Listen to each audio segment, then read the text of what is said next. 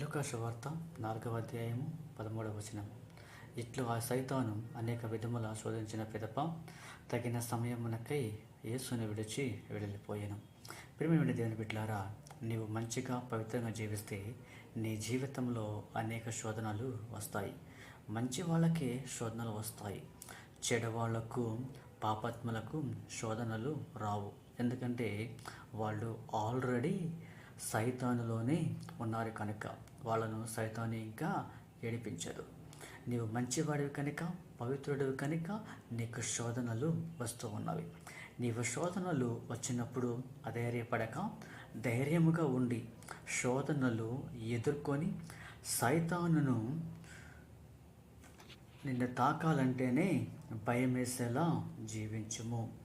అప్పుడు నీ జీవితంలో అనేకమైనటువంటి మేలులు నీకు జరుగుతాయి. నీవు పవిత్రంగా దేవుని రాజ్యాన్ని చేరుకుంటావు.